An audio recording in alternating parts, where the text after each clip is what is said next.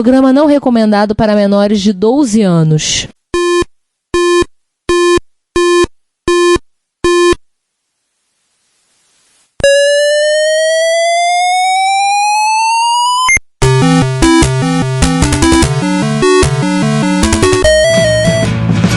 We bought it to help with your homework.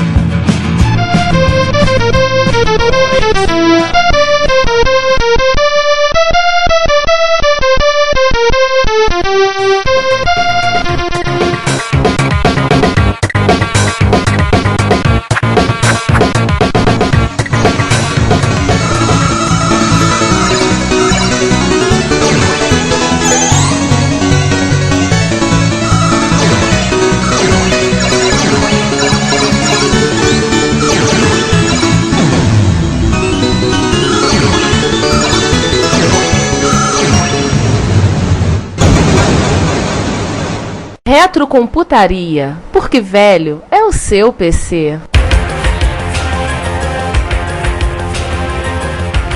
Já que o assunto é IDE e Compact Flash, visto inicialmente pela primeira vez toda a história do Brasil publicamente na primeira Retro Rio, a MyIDE. Nunca antes na história desse país foi visto uma MyIDE em território nacional. Foi visto na primeira Retro Rio. Primeiro nós vimos, era o Daniel, ainda deve ser o Daniel, né? Não sei, o Daniel já vendeu aquele Atari 800? Vendeu. Já? Pra quem? Não vendeu não, ele tinha 2 Atari 800. Não, quem tinha 2 Ataris era eu. Não, ele tem 2 também. Ele tem o normal lá e tem um que tá para adaptar para virar pau. Assim, a MyIDE, dentro de um cartucho padrão Atari VIT XSL, o cara implementou uma controladora IDE. Precisamente a MyIDE, uma porta IDE 40, Header 40, né? Botava o teu adaptador de CF e depois ele sofisticou e matou o projeto MyIDE interno para dentro do micro. Ele inventou uma MyIDE 2, que já direto de Compact Flash, que é o modelo que eu tenho. E ali é basicamente copiar os arquivos CISA e ser feliz. Aí entra o firmware com um menuzinho para seleção das imagens e você carrega as imagens de cartucho, né, com executável e imagem. Ou você pode formatar, fazer trabalho lá, rodar o Spartador. Só que essa parte eu não cheguei ainda não. Agora vamos deixar pro Ricardo falar. Oi. Eu sou Fiel e monogâmico. Eu gosto da IDE Maper, né? Aí lembrar, primeiras interfaces de HD pro MSX, o quadro SAS feito pela ASCII, ao início dos anos 90, final dos anos 80, HD de até 40 MB. O SAS é um padrão que vem antes do SCSI. Posteriormente, feito pela comunidade, foram feitas algumas interfaces SCSI, então teve a Novax, teve algumas feitas na Europa e a Japão. Eu ia falar dela agora, o atropelante. Tá dando de João hoje, calma. E a mais famosa, assim, delas, que tem mais recursos, foi feita no Japão, meados dos anos 90, que é a Mega SCSI, qual eu e o Giovanni temos. No caso, a Mega SCSI foi montada pelo Ademir Cachano, ele conseguiu alguns chips da controladora, uma controladora da Fujitsu, que é difícil conseguir aquela bendita, e ele montou alguns e eu comprei uma delas. Ela traz uma memória flash, pode ter até versão até 512 KB, funciona como se fosse um drive. Então, fica como, digamos assim, eu brincava de dizer que o meu MSX tinha um SSD de partida. No caso, tinha ali 512K para dar o boot do sistema e no caso você ligava a interface SCSI, onde você pendurava até 7 dispositivos, cada um com 256 partições de 32 MB, ou seja, você poderia ter teoricamente 66 GB de dados no MSX, mas é claro, você tem que ficar chaveando partições, entre uma montanha de partições em fato. Você perder em alguma...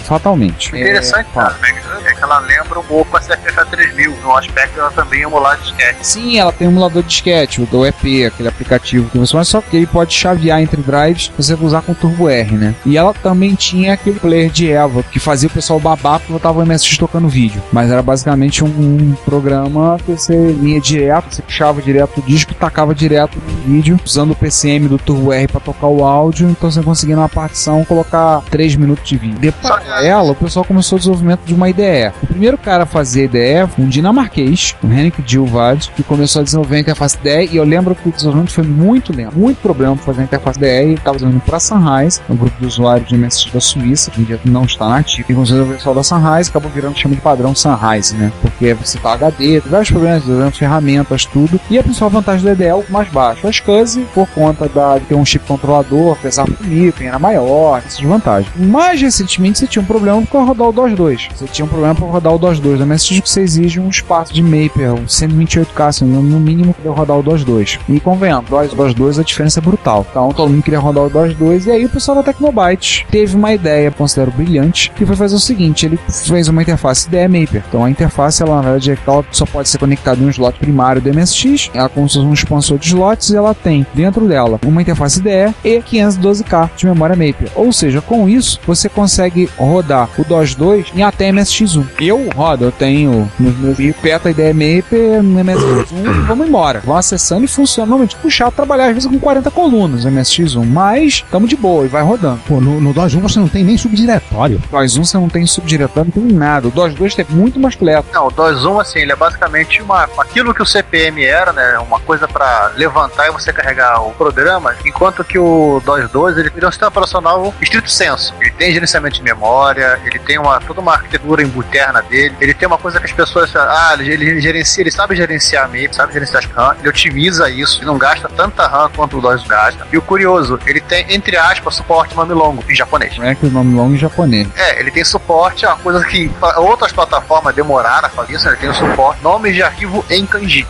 A grande diferença do DOS 1 pro DOS 2, para os japoneses, não para nós, seja essa. A ideia meio que teve gente que falou na época na lista, teve alguns desenvolvedores que falaram, mas a ideia... Teve gente que conseguiu achar a ideia meio uma ideia cretina. Eu acho ela sensacional, por um motivo simples. Uma ideia legal, poupa de tentar descobrir como expandir a RAM do equipamento. Vale lembrar que cada MSX é uma sentença, né?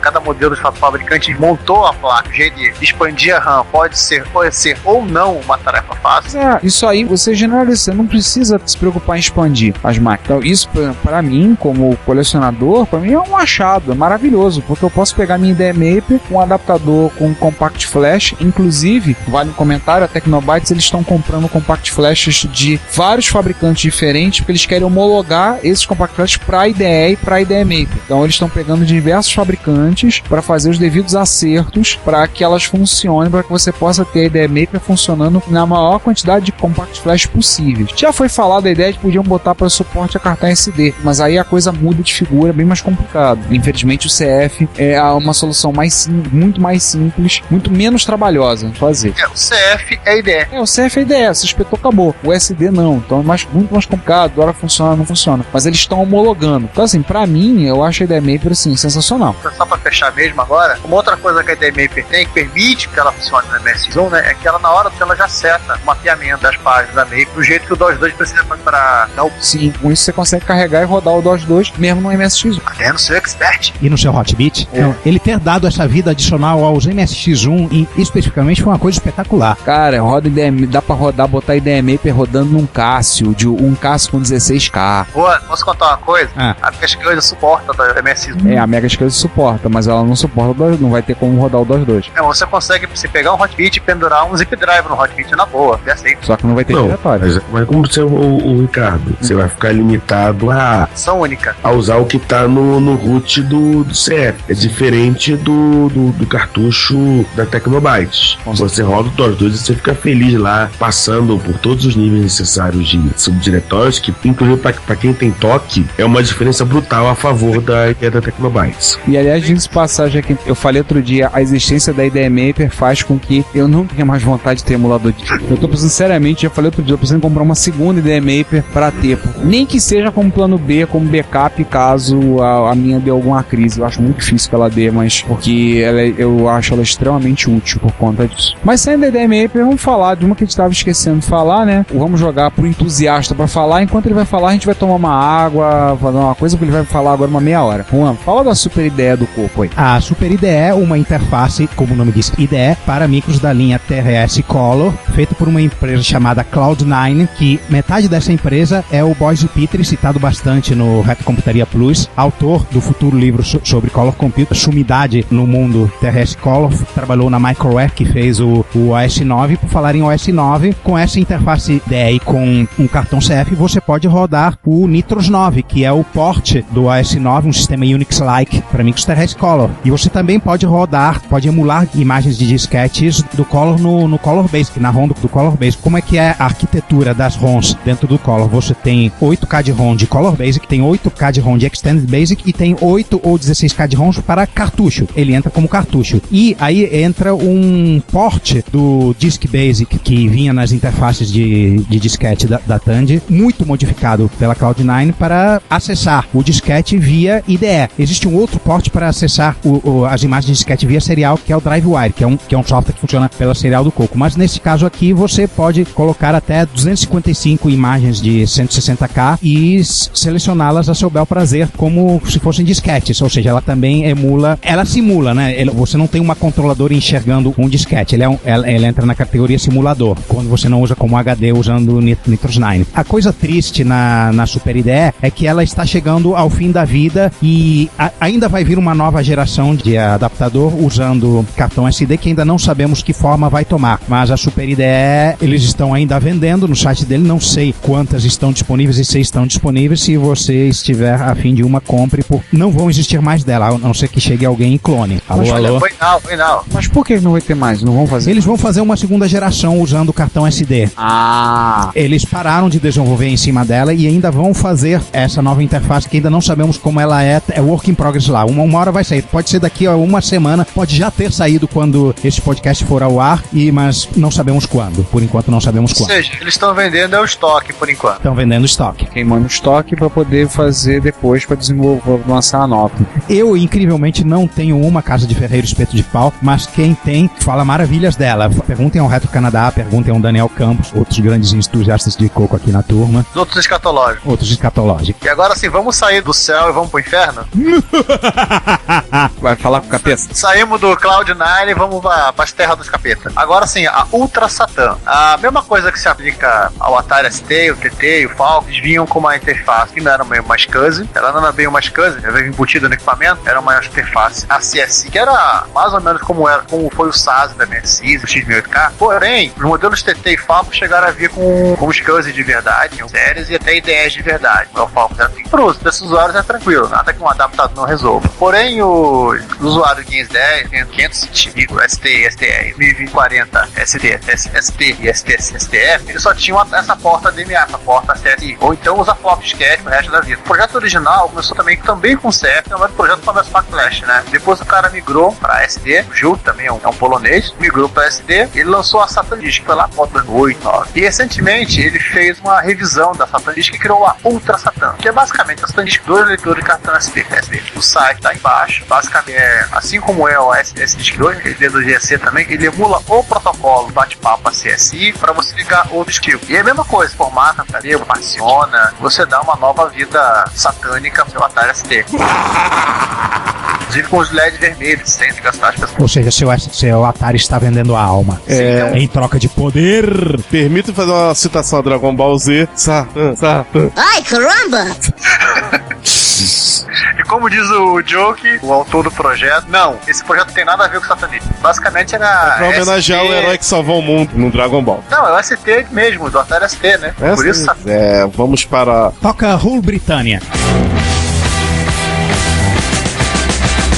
London calling to the faraway towns.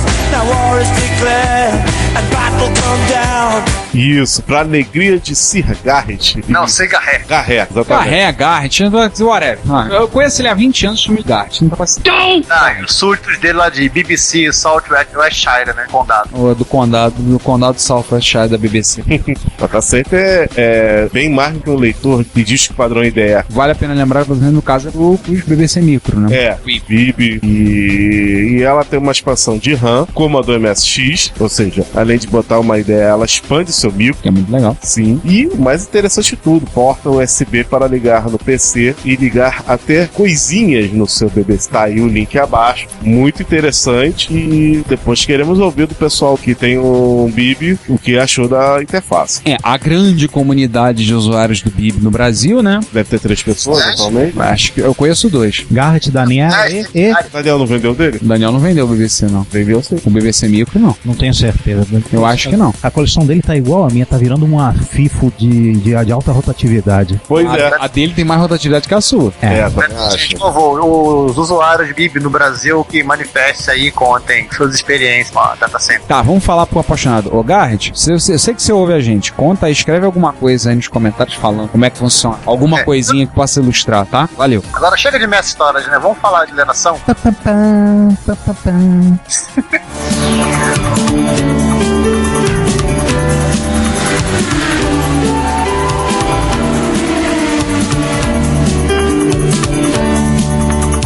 quem gosta de lembrar a velha máxima do quem gosta de motorzinho é dentista. Ou então, como já vi numa Kombi, um escrito, se for 1.0, nem tenta ultrapassar.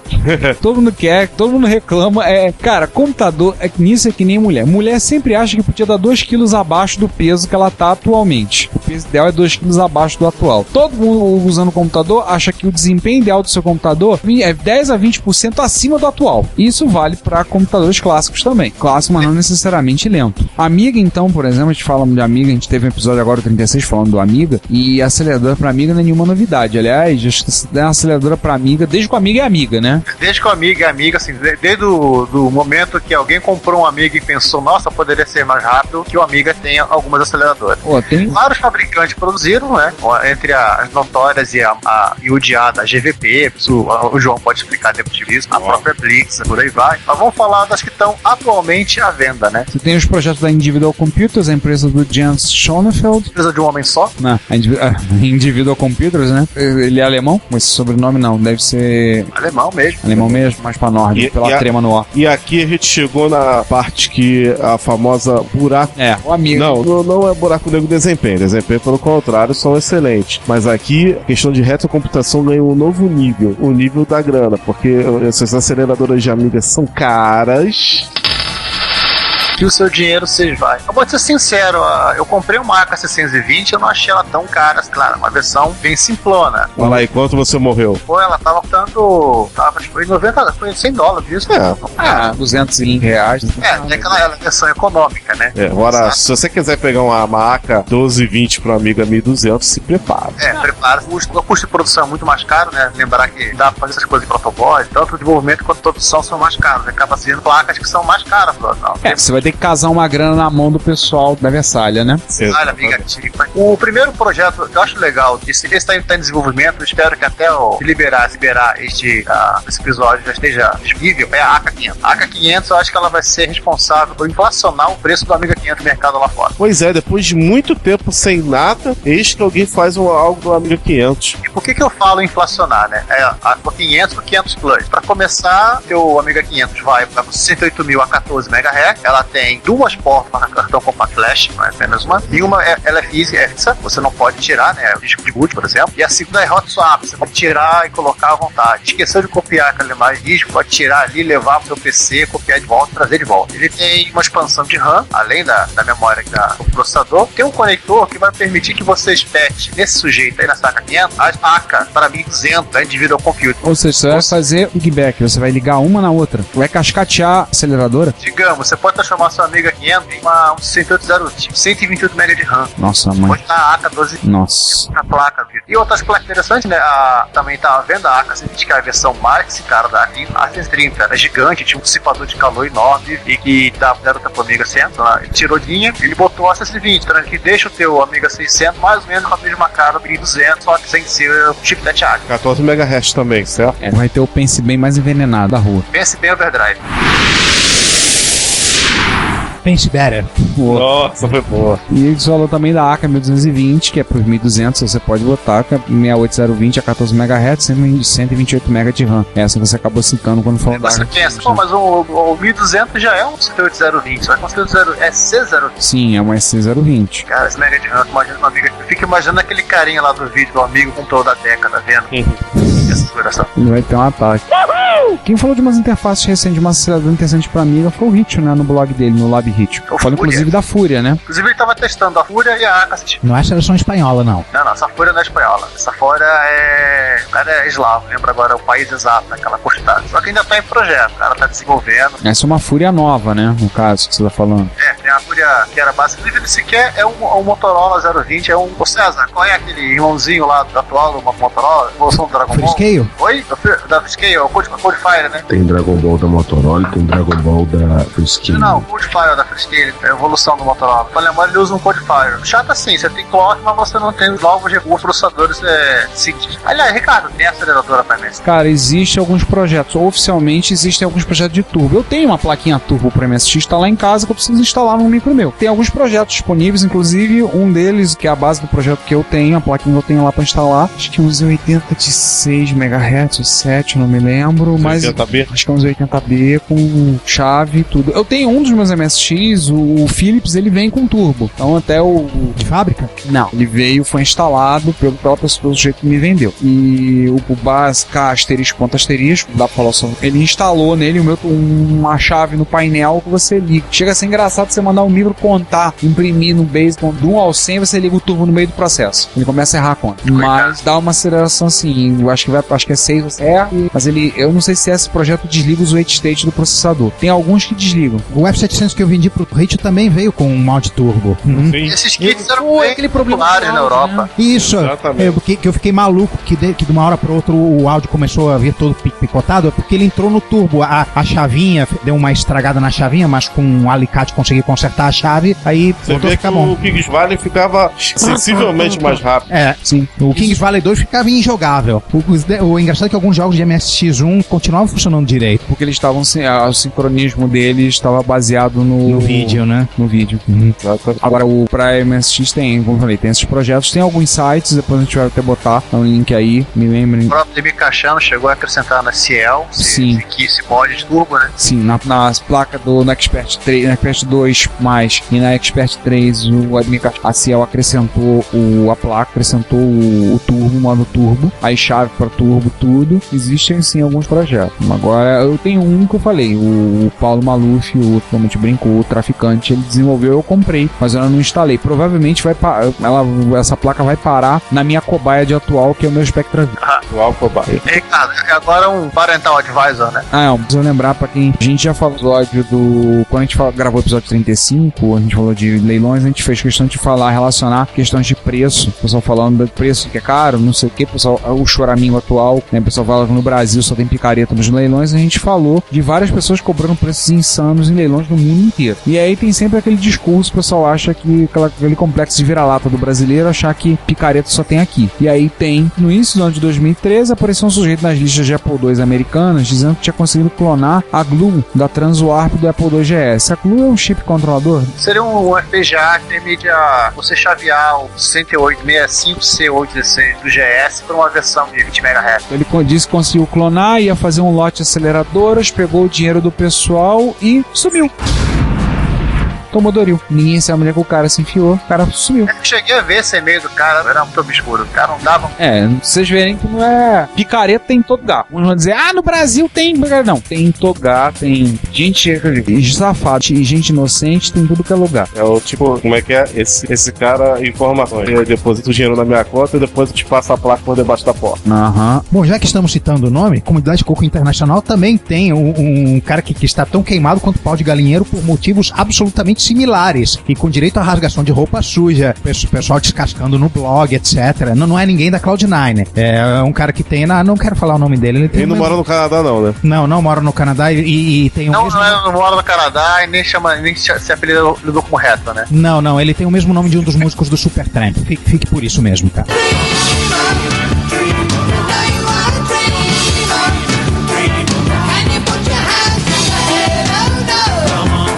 Acabar a gente tirando proveito da boa-fé dos outros. Exatamente. Fechando esse papo de aceleradoras, vamos falar de mais alguns recursos, né? Extensões aqui. A primeira dela é vestir. O disco já aumentamos o bloco, já aumentamos a memória também, né? Vamos botar o vídeo.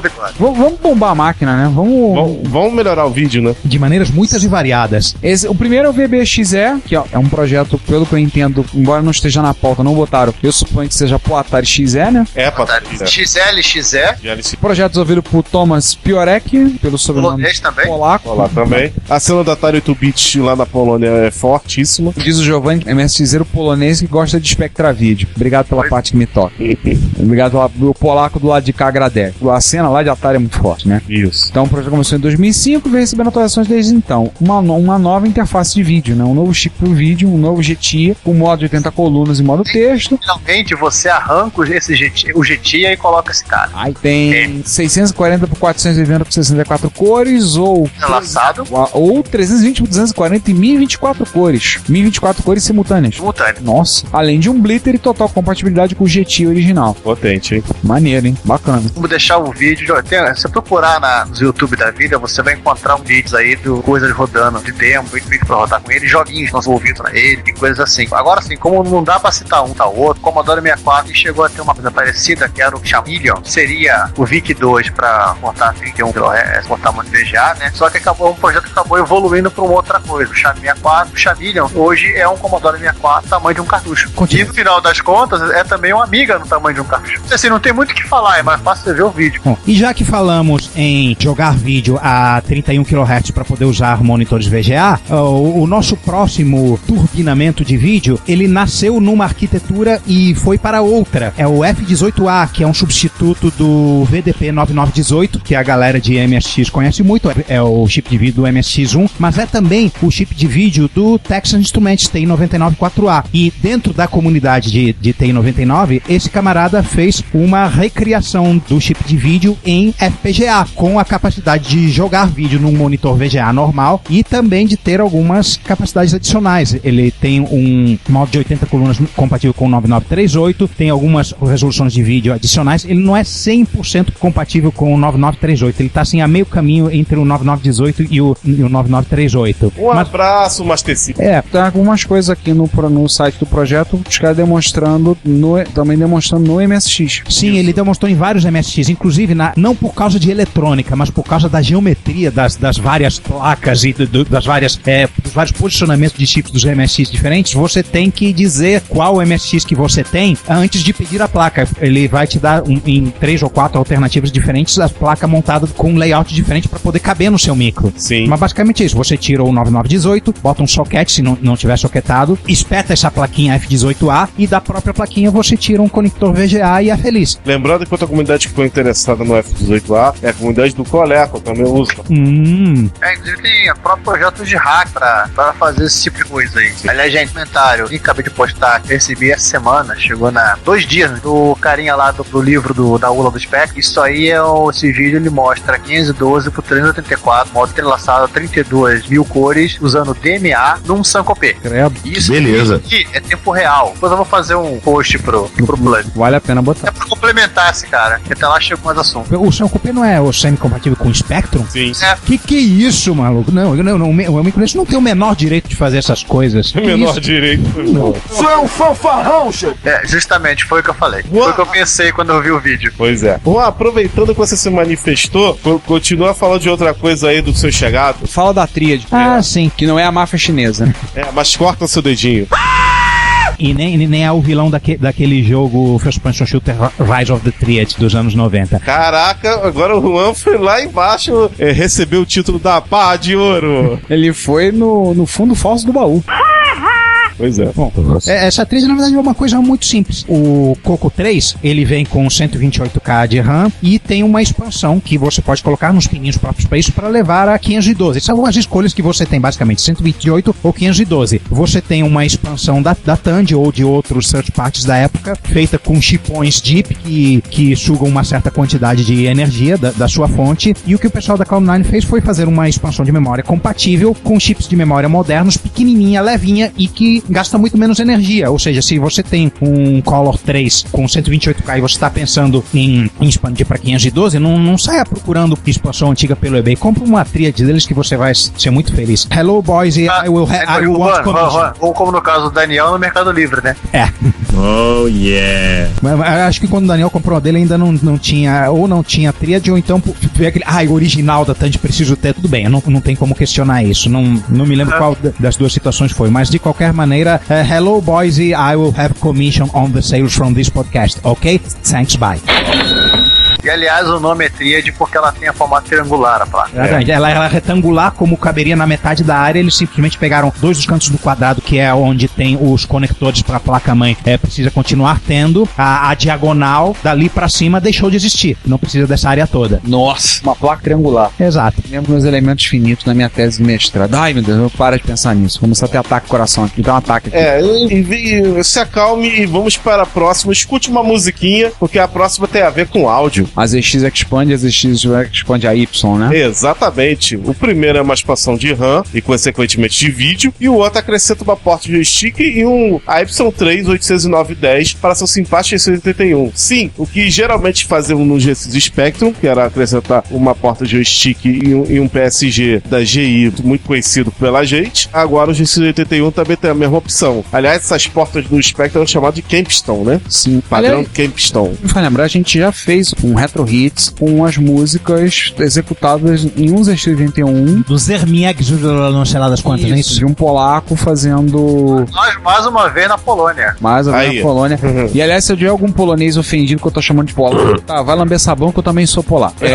Então, não sei, sempre tem algum pra fazer chiado, né? Já tivemos reclamação de falar como falamos chinês, de japonês, já tem uma reclamação de ordem de pronúncia, então eu já tô avisando, tá? Eu encampando que eu sou neto polonês, então E com isso tocou. Eu lembro que a gente fez ele publicou, montou como se fosse um disco, disponibilizou na internet, nós pegamos e colocamos e fizemos um Retro Hits, que se eu me lembro bem, foi no final de 2011 ou 2012, que saiu um Retro Hits nosso, as músicas tocadas no ZX81, se não me engano, usando 2 AY. Musicão, excelente. Muito bom, muito legal de ouvir. Ou muito seja, bacana. dobrando o número de canais para 6. Sim, usava 2 AY na interface que ele tava fazendo. E sim, ele colocou. Sim, não foi emulador. Eu usei o micro. Foi no começo desse ano que saiu. Não, foi ano passado. Foi finalzinho. Ano passado, mas eu... Foi final de 2012, né? Pelo menos em termos de música, o cara pode ter todo o respeito do seu GX81. Agora a pergunta para os nossos ouvintes é: alguém aí já experimentou colocar em um TK-85? TK-83, velho. Eu acho que o Truco fez uma planinha dela. CP200, será? Cara, ele não postou um vídeo no YouTube? Eu me lembro de um vídeo do Truco no YouTube mostrando a Y no ZX81, ou minha memória me engana. Eu também acho que ele postou um vídeo sobre isso. Em achando o vídeo, nós vamos colocá-lo aí. TK-85 mesmo, né? Eu tenho quase certeza que sim. Enfim. Vamos passar para mais um afiliado do Juan. Né? Voltamos ao mundo TRS Color, né? Ou quase, né? O MC10, né? Que é um TRS Color reduzido usando um processador diferente, incompatível. Já falamos algumas vezes dele. O TRS-80 MC10, que é um micrinho entry-level. O camarada chapa meu, parça, chamado Darren Atkinson, conhecido como Mecacoco na comunidade Color e MC10, fez uma expansãozinha chamada MCT-128, que contém uma ROM com Basic estendido feito por ele próprio e uma expansão de memória de 128K. Quem vai usar 128K no MC10, não me pergunte, mas ela funciona como expansão normal, como a única expansão de memória que efetivamente foi feita na época do MC10 foi uma expansão de 16K da Tandy. O espaço de endereçamento dele tem capacidade de ter mais do que isso, ela funciona perfeitamente bem, você pode rodar o seu Pac-Man, né, que é o único jogo que presta por MC10 nela, na boa. O mais legal dela não está no hardware, está no software. Falei que ele tem um Extended Basic maneiro feito pelo próprio Darren Atkinson. Ele vem com tipo um drive-wire dele próprio, que ele chama de MC, MCE, MC dito foneticamente. Você simplesmente liga na sua serial, roda um servidor no seu Windows, no seu Linux e acessa arquivos, dá dir, dá load-m, faz o que você quiser. Uma coisa que não existia sistema de disco pro MC10 originalmente. Pouquíssima coisa foi feita para ele. E não paramos por aí. Além disso, ele fez uma outra interface que, com tudo isso que eu falei, também tem controlador de joystick de Atari e controlador de disco, de verdade, para você botar disquete no seu MC10. Então quer dizer que tem uma Color Joy versão MC10. Uma Color Joy, não é um adaptador, é uma interface de joystick. Não existia jogo que usasse joystick na época. O Pac-Man, que é um jogo moderno, é um dos melhores portes de Pac-Man para micro clássico em todos os tempos, na minha opinião, usa esse joystick. Eu, infelizmente, não consegui obter nenhuma dessas com drive joystick. Eu tenho da de memória, da 128, usa o MC, que é o drive wire dele, e sou parcialmente feliz com ela. Seria mais feliz se conseguisse obter a outra. Quando fiquei sabendo, ele tinha acabado de vender um lote imenso delas para usuários de Matralice na França. Cambado de francês, filha da... Pode botar o pi. Pode botar o pi. Cara, os franceses acabaram com a piada pronta quando eu botei esses dias um vídeo com a foto de um trem do metrô da França com pneus. Eles acabaram com a piada pronta de furar o pneu do trem. Pois é. Do Chile também tem. Pois é, acabaram com essa piada, né? Então... Isso é por conta da distância entre estações. Você não conseguiria parar o trem na velocidade. Não conseguiria botar ele na velocidade correta para ele seguir, né? E fazê-lo parar nas estações. Digamos que eles pulariam estações. Aí, só um parênteses, você falou quem é aquele querer botar 128K no MC10. Cara, nego bota 4 MB no MSX e não tem nenhum aplicativo que use mais do que um. Então... E já que você puxou o MSX, vamos falar de onda de choque e gráficos poderosos? Você não vai querer que eu bote a Anitta de novo, não. Não, por favor. Eu posso botar. Pra minha eterna vergonha, eu sugeri botar essa gag e o Ricardo aceitou. Cara, Só piora, filho. Só piora. O pior é que vai virar o tema do povo da Tecnobyte.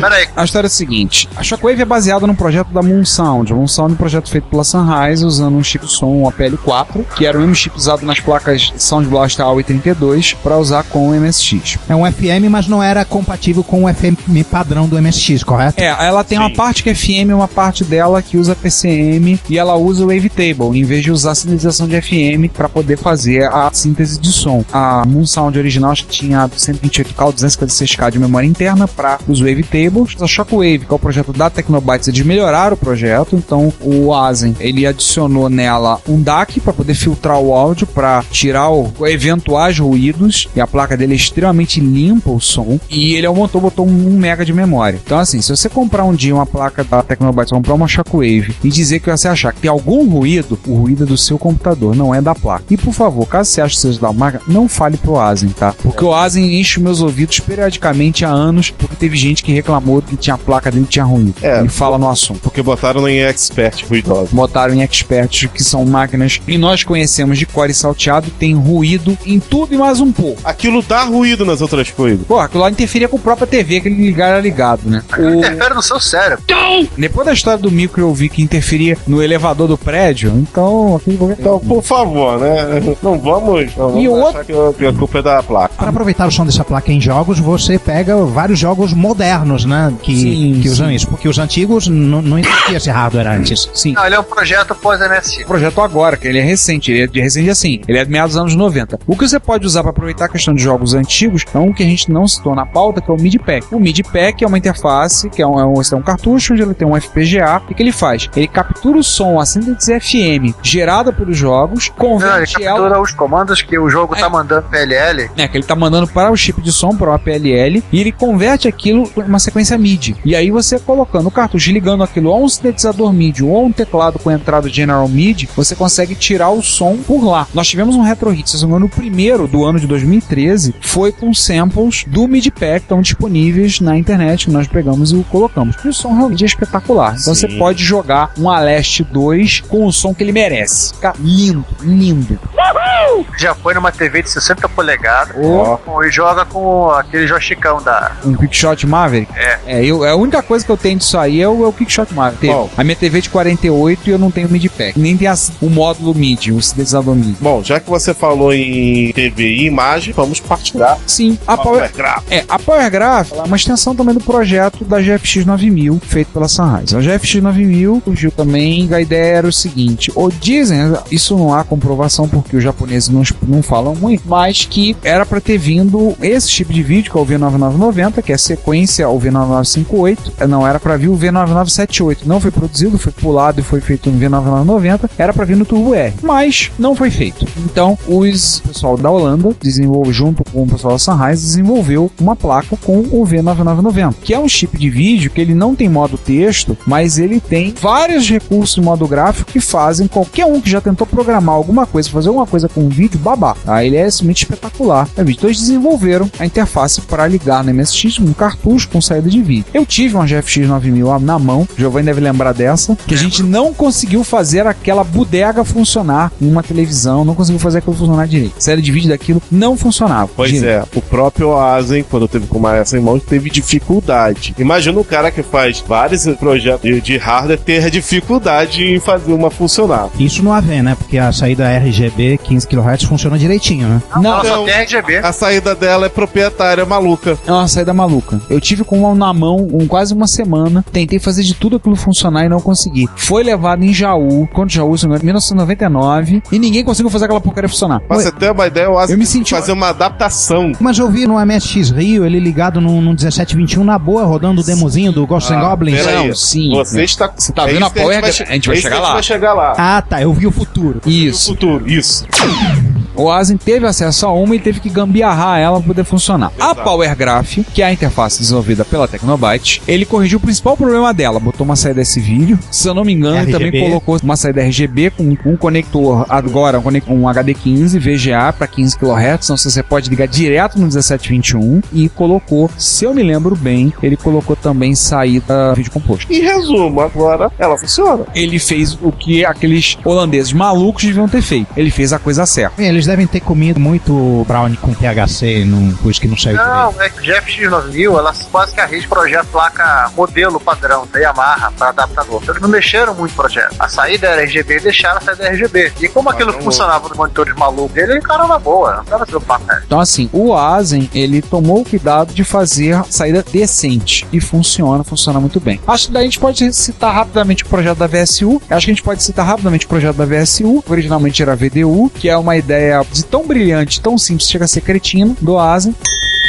que é basicamente colocar em paralelo mais de um VDP no MSX e você alternar entre esses VDPs chaveando nas portas. E se um desses VDPs fosse a 9990, ficaria maneiro, né? Ele fez com 4 V9990. E mais o VDP do MSX?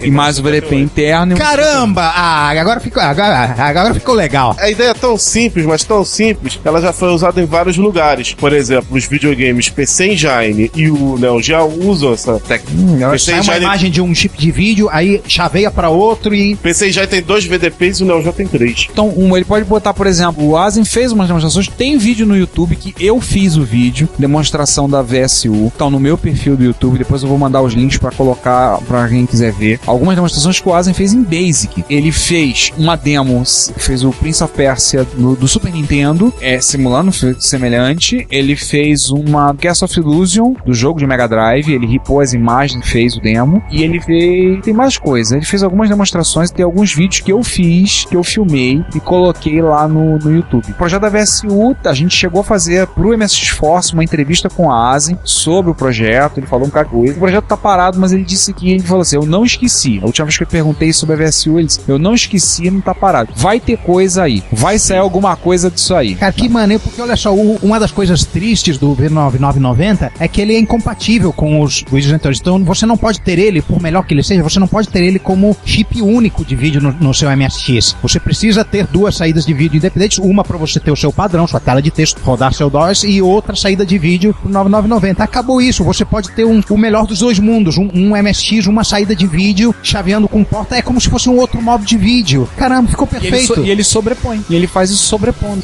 Com transparência? Sim, ele sobrepõe. Ele sobrepõe os VDP. Mano, os processadores de vídeo do MSX, desde o MSX1, tem suporte a esse troço. Por isso que a Color Zero é chamada de transparente. Não é porque alguém é louco e tava sem imaginação. Exatamente. Outra coisa também que o Dr. da Paula vai citar é a PlaySonic. Sim, a PlaySonic, que é uma interface feita pelo pessoal do... É um grupo holandês. Sim. É o Supersonics. A PlaySonic é uma expansão, uma multi-expansão para MSX que veio sucedendo o Frank. O projeto original deles que eles chamam de Frank. Exato. O motivo de ser Frank ficará aparente logo. O que ela tem? O que vem nela? Vem o processador de vídeo e de áudio do Master System. Então você pode rodar jogos de Master System no seu MSX. Tá aí a Frankenstência. Isso não existe. Nota mental, em qualquer MSX. Fizemos um teste MSX Leme com um Hotbit. Hotbit MSX1. Pelado. Espetou e rodou. Rodando no Z80 do micro e no chip de vídeo e áudio do cartuchinho. Não só ele pega as saídas do joystick, como também ele consegue chavear o teclado, teclas de cursor espacial. Entra como joystick.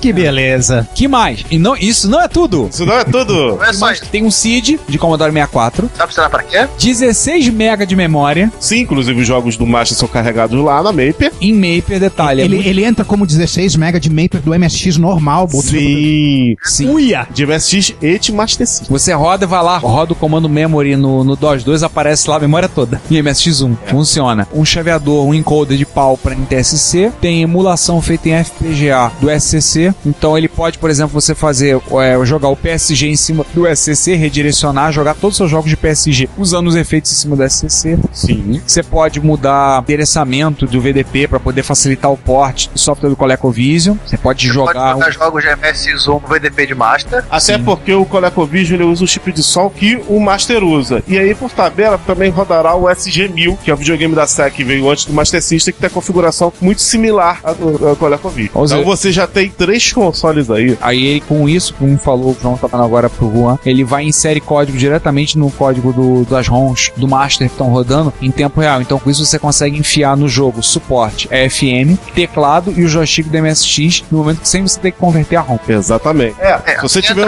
rapidinho, aí entra um adendo que assim, a versão brasileira não tinha isso, né? Mas o Master System japonês ele tinha uma PLL também. Exatamente, idêntico ao do MSX 2413. Então, se você tiver um espetado no MSX, os jogos enxergarão e rodarão de boa. Se você jogar Final Fantasy. Não, Final Fantasy não. Fantasy Star. Final Fantasy é da concorrente. 13 canais de som. E fizemos o Márcio chorar. Rodamos R-Type. Rodamos R-Type do Master System. E o OutRun. Aí fizemos o Márcio Lima entrar em pânico. Não é muito difícil, né? Mas tudo bem. Não é muito difícil. Nota mental, tanto o OutRun quanto o R-Type rodando em FM. Detalhe, a PlaySonic tem 13 canais de som, tem software, tudo isso disponível. Querendo adquirir, ela tá disponível à venda no site da PlaySonics. Eles têm E agora vamos falar a única coisa ruim que a PlaySonic tem. Manda o preço. 150 euros? Euros. Pela quantidade de coisa que tem, né? É o mesmo pessoal que desenvolve o MIDI-Pack, tá? Eu tinha falado antes. E eles também fizeram... Honestamente, pela quantidade de coisa que a PlaySonic tem, 150 euros tá quase que de graça. Sim. Tudo bem, o problema é que é em euro. Podia ser pior, podia ser em Libra. Verdade. Vale mais que ouro. Não, aí podia ser em barras de ouro, que vale mais do que dinheiro. E olha, nós tivemos... Não importa o dinheiro. Nós e Leme tivemos na mão com uma, fizemos vários testes, fizemos várias fotos, vimos caixa, vimos manual dela, tudo graças ao Alfredo. Um abraço aí pro Alfredo. Depois do MSX Rio apareceu o Marcelo Eiras com outra, e podemos dizer que a placa é muito bem acabada, tem um acabamento excelente. Caixa, a placa é feita em equipamento de solda com robô. A placa é feita em robô. Vocês veem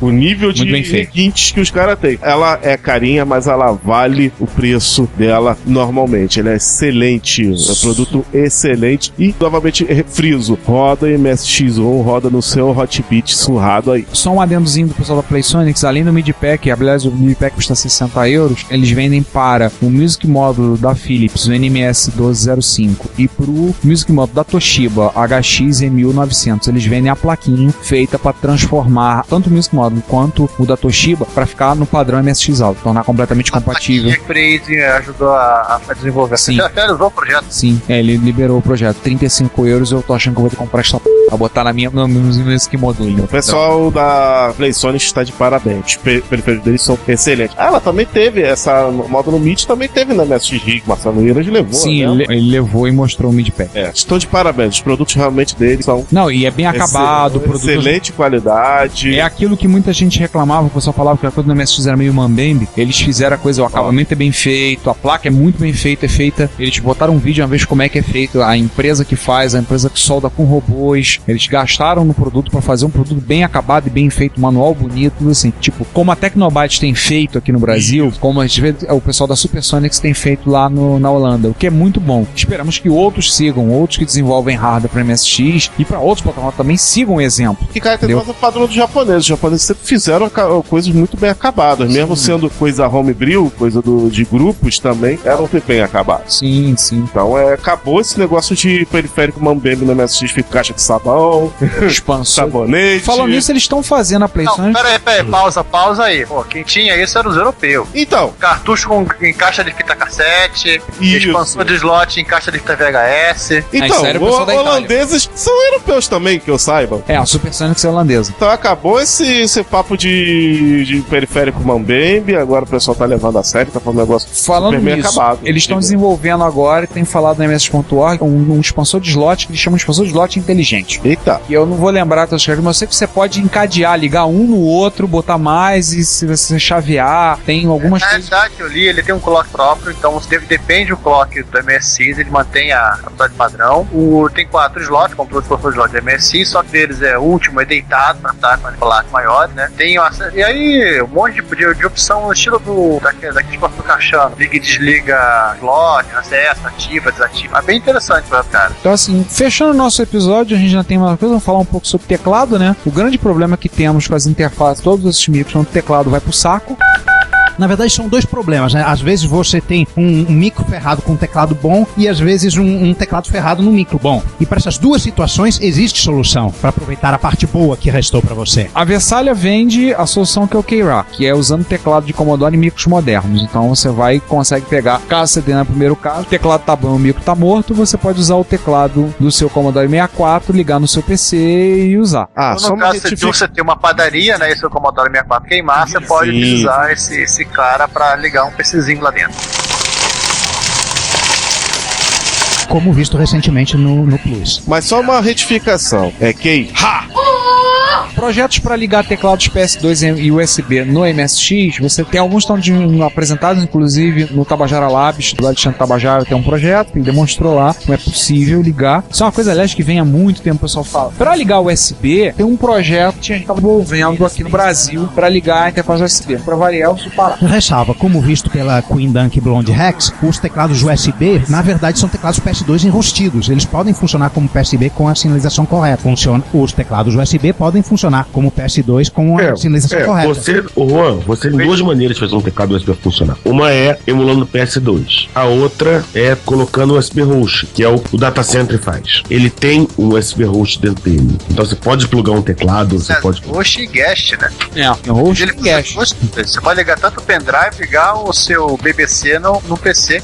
Né? Então, assim, você tem duas maneiras de usar teclado USB em micro clássico, né? E aí depende muito também do projetista de hardware que ele pode usar na mão. O bom do modo PS2, que é o modo fallback do USB, é que você pode usar os dois tipos de teclado. E ainda na série de reaproveitando teclado, né? Tem o RetroConnect Shield para Apple IIc e DevDev, e o RetroConnect USB que transforma seu... Ele fez as duas coisas. Esse cara, o Charles Mangin, que fez das duas variantes de RetroConnector, ele fez uma interface para usar um teclado PS2 num Apple IIe e uma interface para usar os teclados de Apple IIc e de Apple IIe num micro moderno. O que é para usar teclado de Apple em micro moderno, ele chama de RetroConnector Shield. Usam um Arduino microscópico e estou com um deles na mão aqui no momento. O Apple IIc morto do João que está comigo, o teclado dele realmente funciona no Raspberry Pi. Eu testei e funciona legalzinho. Poxa, já sabemos onde é que o Raspberry vai para lá que já foi. Vai fazer aquele Apple 2P? O problema é você botar os emuladores funcionou. Tô apanhando meio com software, com SO. Tentei botar um emulador de Atari, ficou lento demais. Tem que pedir alguma ajuda pro Mauro Xavier ou para algum dos Sim, tem muita coisa já pronta, já pro Raspberry. Dá pra precisa tempo e energia pra fazer. E Juan, já que aproveitando o ensejo, fala de novo seu chapa. Mais uma vez,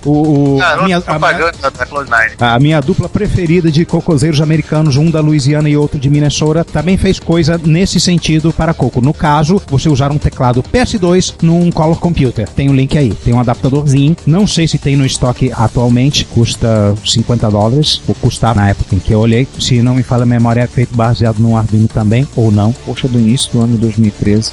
De teclado, deve ter outros projetos por aí que a gente esqueceu de falar, porque assim, é um problema razoavelmente universal, né, em se tratando de micros clássicos. Com certeza. Sim. E sendo que existem aqueles teclados mais simples, justamente o teclado do Color é um teclado simples, o que me faz pensar que essa interface da Cloud9 deve, com alguma adaptação de firmware, deve funcionar em vários outros teclados de micros clássicos, que são aqueles teclados mais simples, que são uma matriz de contatos. Você tem vários fios em linhas, vários fios em colunas cruzando, só que um pairando sobre o outro sem fazer contato. Você aperta a tecla, faz contato numa daquela interseção linha-coluna, e aí tem um circuito no micro dizendo que foi feito contato entre a linha C e a coluna 4. C4 é a tecla V, então manda a tecla V para Ou seja, é uma batalha naval versão teclado. Exatamente, é uma batalha naval, o tipo mais simples possível de teclado. A maioria dos teclados funcionam assim. As únicas exceções, assim, é o Apple II, que teclado, em tese ele é ASCII. Ele tem uma eletrônica interna que manda códigos para o micro, é diferente, não é essa simplicidade de contatos. O do Commodore também tem uma inteligência própria, por isso precisa de uma interface específica, que é o Keyrah, que a gente acabou de falar. O Commodore 64 é padrãozão também. O Amiga,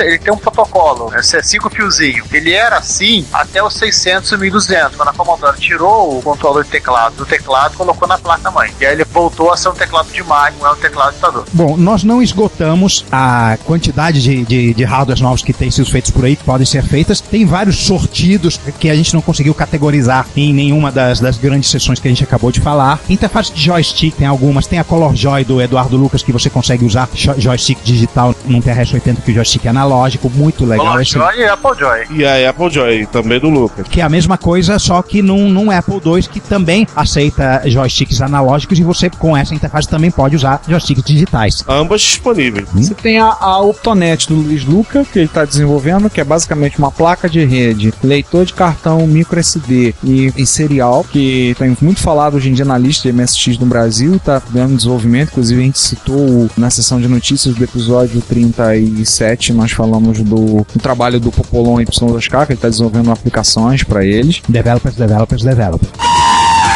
Sim. Isso. Mas um projeto muito legal. Tem a interface DriveWire para Dragon. Bem, Dragon é assunto do Juan. É o seguinte, falei de DriveWire agora há pouco, que você pode comunicar o seu TRS Color pela serial e acessar arquivos no seu PC. O Dragon, que é um semi-clone, semi-compatível, com algumas melhorias e algumas diferenças do Color Computer, ele não tem uma serial que nem a do TRS Color, então você, a princípio, você não pode usar DriveWire. Mas ele tem uma porta paralela de impressora própria, padrão dele, que um camarada da Suíça chamado Tormod Volden, que é um anagrama para Dom Voldemort, ele fez uma interfacezinha para transformar isso em serial e adaptou aquele HDB2, aquela ROM de Disk Basic da Cloud9, para poder usar essa interface, poder usar DriveWire no Dragon, que você não podia. Eu comprei uma, está a caminho. Tormod Volden, anagrama por quê? Dom Voldemort. É um Voldemort mafioso. D-O-N, de nada. Piada interna da comunidade Dragon. Aliás, também tem o Aquacard. Tem alguma coisa a ver com aquários? É um multicart, né? Não sei se cabe falar de multicarts aí. O W faz multicarts para Atari. Todo micro o console que use cartuchos, alguém chegou e fez um multicart para ele. Até Motel Aquarius tem. Até o Motel Aquarius tem. Tem a enormidade, toda a imensa biblioteca de software pra ele, uns 20 e poucos, tá residente nesse cartucho. Tem Burger Time, como visto na Retro Rio, funcionando em modo texto, que ele é que nem aquele MZ700 que não tem modo gráfico e tem caracterizinhos pra... Os caras conseguiram fazer um Burger Time em cima disso. E sabe qual a coisa que me deixou mais impressionado? É que ainda ele consegue rodar mais rápido e mais bonito que os jogos do MC1000. Pois é, fazer o quê, né? Enfim. Mas só o MC1000 tem Battleship Space, Battleship Yamato, tá, João? Ei, vamos encerrar esse momento deprê, já que a gente falou de MC1000, pra gente terminar o episódio, né? Então, Sérgio, considerações finais pra gente poder encerrar o episódio? Eu considero que, certamente, tendo terminado a Periféricos Novos para Micros Clássicos 2, a missão, haverá Periféricos Novos para Micros Clássicos 3, o retorno, haverá Periféricos Novos para Micros Clássicos 4, a vingança, e por aí afora, porque esse negócio não para. Os hackers de hardware continuam fazendo coisas, e a gente não sabe... Vai virar uma série tipo de filme de terror. Ou seja, ao contrário dos outros assuntos que a gente tem, que a gente não consegue esgotar, porque o assunto é extenso, esse aqui é o contrário. A gente não consegue esgotar porque o assunto é dinâmico. Exatamente. Tem sempre alguma coisa nova a ser feita. Isso é uma das coisas que nos atraem, eu acho que atraem a todos nós, é gostar e ser entusiasta dessas máquinas de fazer doido. Você tem sempre alguma coisa nova, tem sempre gente que, igual você, que começou a fazer e investiu. Eu gosto de lembrar sempre do exemplo do Bruno Barreira, que é brasileiro, fez engenharia eletrônica na Universidade da Flórida, e o projeto final dele foi uma placa de rede para MSX. E ele chegou com um Turbo R debaixo do braço na faculdade, e o cara olhou: o que é isso? Isso é um computador. Que computador é esse? Japonês, um Turbo R, ninguém sabia. Ele foi lá e vai fazer o que com ele? Vou colocar na rede da faculdade. E ele funcionou e foi aprovado. Detalhe que as duas pessoas passaram com o projeto com ele, não tinha MSX. Os dois colegas dele no projeto final. Micros clássicos são ótimos para estudo de eletrônica. Sim, a Mega SCSI foi o projeto final do Tsujikawa na faculdade, com engenharia eletrônica. Foi a Mega SCSI, que ele liberou o projeto. Observe que eu estou sutilmente dando uma cantada nos estudantes de eletrônica na audiência para que eles trabalhem em micros clássicos para fazerem coisas pra gente, né? Sim, porque é uma arquitetura interessante para se trabalhar, não é uma arquitetura tão complexa como são os computadores de hoje em dia. Dá um retorno, vou dizer que não vai dar retorno financeiro. Se o cara vai pensar em fazer retorno financeiro, cara, vai assaltar um banco, vai traficar drogas, porque nada dá retorno financeiro. Vai montar um grupo de pagode. Dá ideia não, que senão o pessoal vai mesmo. Né? É perigoso. Enfim, e tem acho que uma diferença, que é o fato de que hoje existe uma facilidade que não existia talvez há 20, 30 30 anos, 25, 30 anos atrás, que é que hoje você tem, tipo, o FPGA é um negócio difundido. Se você estiver muito animado, você bota um Arduino, você bota um Shield na frente para fazer o trabalho pesado. Então, assim, se você não tiver muito, se não for muito afeito, ou não tiver muita facilidade de encontrar chips clássicos da época, etc e tal, você tem uma série, né, de facilidades que você não tinha há 30 anos atrás, 25 anos atrás, que eu acho que facilitam muito para quem quer começar a desenvolver hardware novo para meio clássico. Ou então, César, você faz que nem o tiozinho lá do Apple II Pi, né? E o Raspberry Pi dentro do Apple II. Também, pode ser. Detalhe usando os dois ao mesmo tempo, né? Na verdade, ele tá zumbizando, utilizando o Raspberry para todo o processamento. Isso é de vídeo. É vídeo, som, rede. E o Apple II, ele simplesmente tá lá na boa, lá só mandando teclado pra máquina. Tá como terminal TTY, né? Por enquanto tá assim, mas vai saber que o cara enfiou o bicho dentro do barramento. O Raspberry tá dentro, tá no barramento do Apple IIe. David Schmenck, né, cara? Eu próprio. Esse cara é assustador. Sim. O Raspi, ele não tá simplesmente conectado com um link serial, tá agora dentro do equipamento, tá respirando lá mesmo a energia elétrica que tá chegando pela fonte. Nossa. Então, Vamos ver o que vai rolar daqui a pouco aí. Mais alguma coisa, alguma consideração? Acho que por enquanto é isso mesmo. Vamos agora aguardar o nosso próximo episódio da série e eu acho que se vê daqui a pouco, daqui a 15 dias, né? Sim. A única coisa que eu tenho a dizer é que eu quero uma PlaySonic. Eu também quero uma PlaySonic. Eu quero umas 30 coisas que foram faladas nesse episódio. Uma Money é good nós não have. Esse que é o problema. Pois é. Droga, né? César, suas considerações finais. Então, pela lógica, vamos gravar o terceiro episódio dessa série no final do ano que vem. É isso. Acho que no final do ano. Enfim, depois da Copa. Enfim, sei lá quando é que entra esse episódio. Então, sabe, entrar pra 2015, 2016. Enfim, vocês calculam um ano aí depois da data que entrar esse episódio. Bom, dane-se. Então é isso, pessoal. Obrigado por vocês terem ouvido mais um episódio nosso. Voltamos pro episódio 39, que deverá ser o último episódio do ano de 2013, salvo considerações finais, com um assunto que a gente ainda não decidiu, porque o MC1000 tá com preguiça de carregar os dados da fita cassete para poder rodar o gerador automático de pauta. Sim. Aliás, quem é que colocou o gerador de pauta no MC1000? Giovanni, quem tem o MC1000 é você. Mas foi ideia do Sander. O Sander não tá aqui pra gente culpar. Então, eu já botei a culpa nele. Então é isso, pessoal. Por hoje é só. Nos vemos no próximo episódio. Comentem, falem, opinem, deem ideias, critiquem de uma forma gentil. Nos vemos daqui a 2 semanas. Até mais. Até mais aí. Fui! Bom dia, boa tarde, boa noite, fui.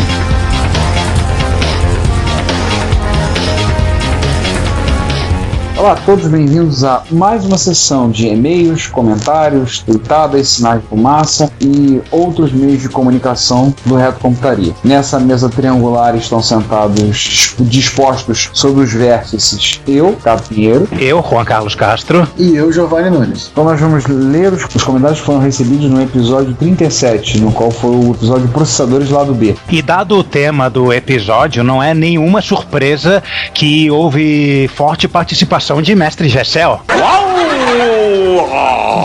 Sim, isso que é a parte mais divertida. Sem dúvida. Pois bem, Mestre Gessel nos diz: o HP 85 foi o único computador estrangeiro a furar a reserva de mercado. Eu ouvi falar que a HP colocou uma tampa diferente nas portas de expansão na versão brasileira e garantiu para si que era apenas uma calculadora. E colou.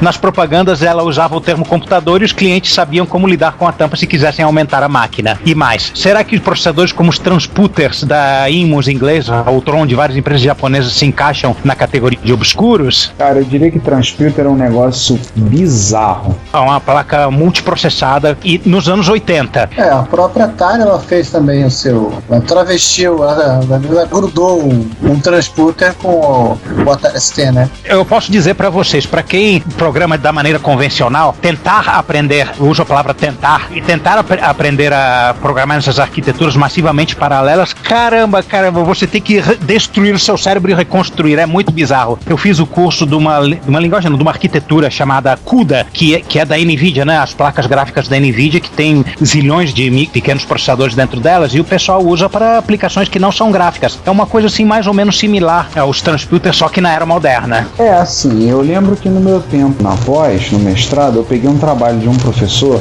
que ele queria portar um código que ele tinha feito para rodar numa rede de transputer para a biblioteca MPI. E eu trabalhei, fiz o porte desse código para rodar no MPI e apresentou esse trabalho num congresso. Isso, inclusive, me rendeu uma publicação num congresso na Grécia. Ó.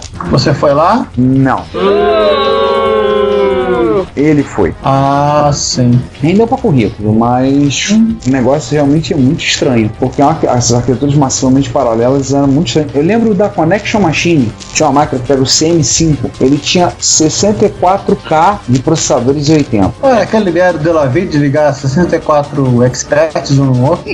64 ou 64 mil que você está falando? 65.536.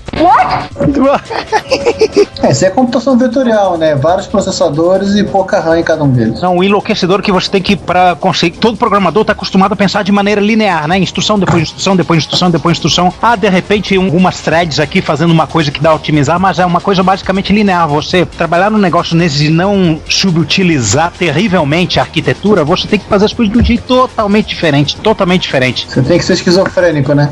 Você tem que ser um alienígena, tem que ser um vulcano ou algo do gênero. É uma coisa de louco. Impressive. É muito estranho, é muito bizarro. Me libertei disso já tem alguns anos, mas vou dizer pra vocês que é muito esquisito. E aliás, já que a gente falou, né? E seguindo aí, né? Seguindo os comentários, né?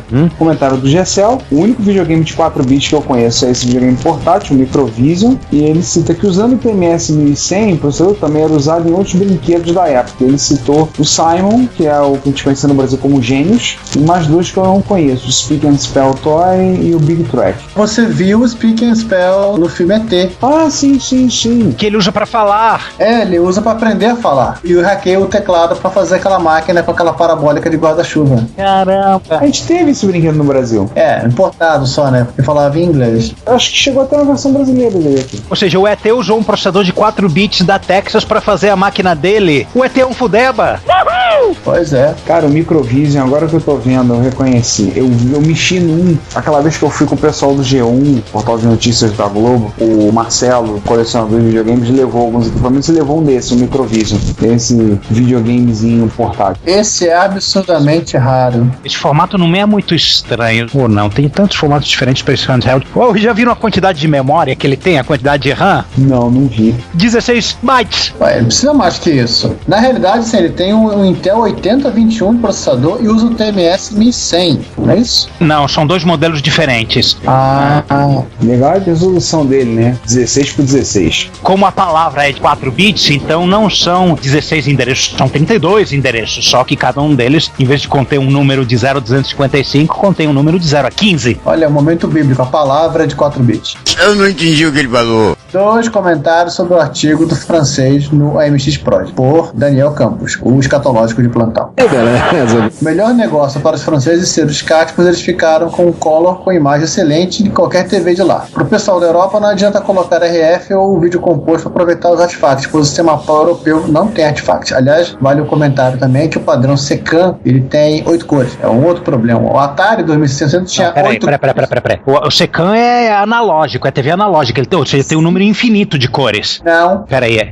A TV podia ter, mas, por exemplo, o Atari 2600 vendido na França tinha 8 cores. Tudo bem. Mas o Secam tem tantas cores quanto o circuito de vídeo der na telha de botar lá no DAC dele, né? Cara, agora imagine o seguinte, os franceses nunca viram o pôr do sol no beach vôlei do Atari 2600. Nossa! Eles nunca entenderam porque tinha um pôr do sol. Legal que tem RGB também, né? As televisões tinham o hábito de vir com RGB. Já que o sistema de televisão era... O sincronismo vai modulado no sinal, que é coisa completamente louca, tinha que ter um jeito de burlar essa maluquice, vai fazer aumentar a fortuna da Philips usando aquele chip de demodulação deles, né?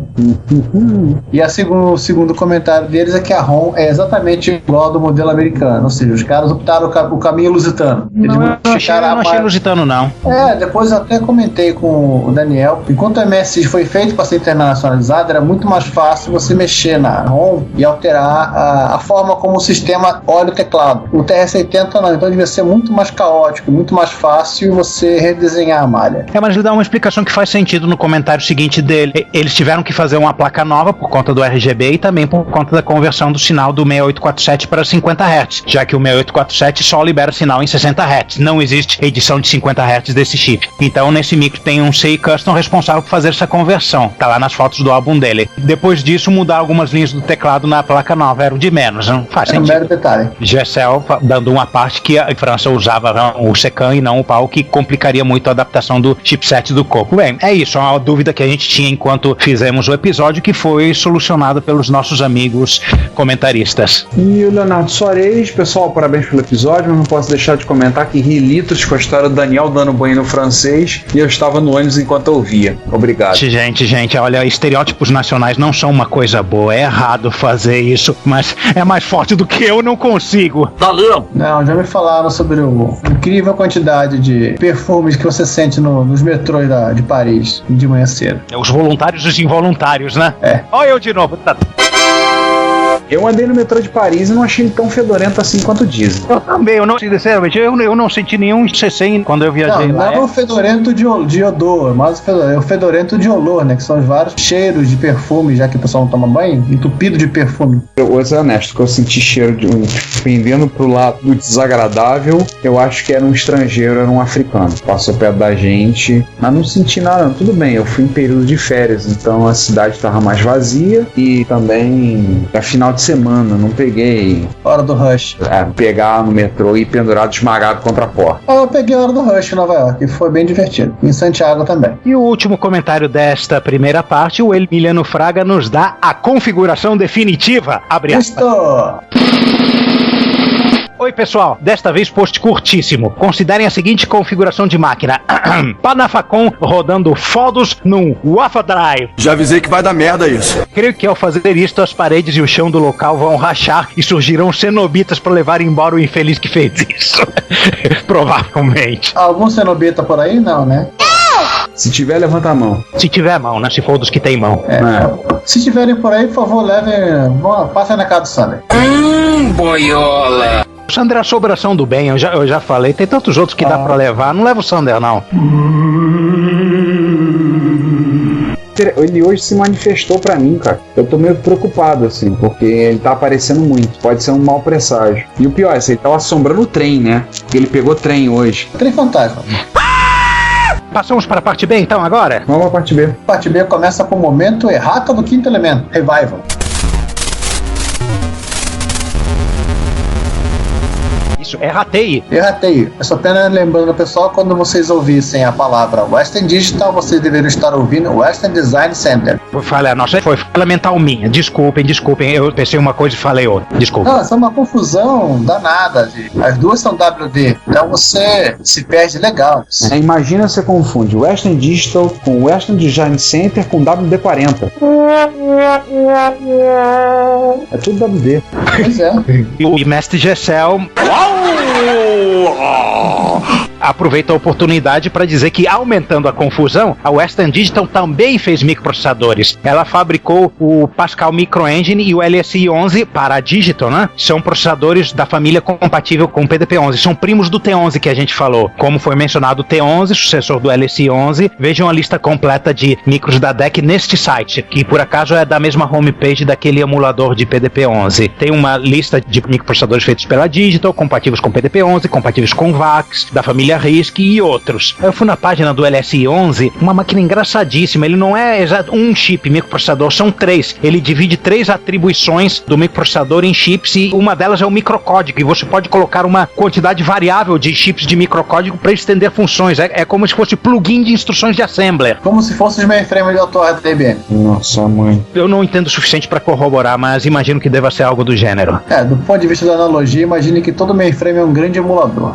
E mestre Gessel prossegue. Quando a Zilog foi criada, foram iniciados 3 projetos em paralelo. O Z80, compatível, coloca aí entre aspas, para falar copiativo, com o 8080 da Intel. O Z8 é um controlador. E o Z8000, de 16 bits. E assim, os caras não acharam a menor ideia, né? A menor vantagem, mas era muito importante os 3 serem compatíveis entre si, até porque cada um tinha seu público. Mas como o Z8000 demorou muito para ser desenvolvido, no final das contas, o pessoal que já usava o Z80 achou que aquele cara era a evolução natural do Z80. E aí...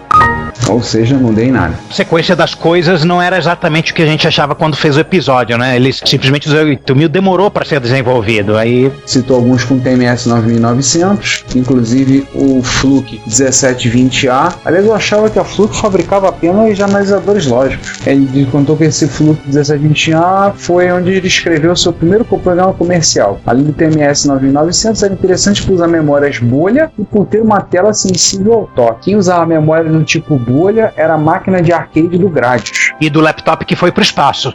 Não, ele foi para o espaço, não foi pro espaço.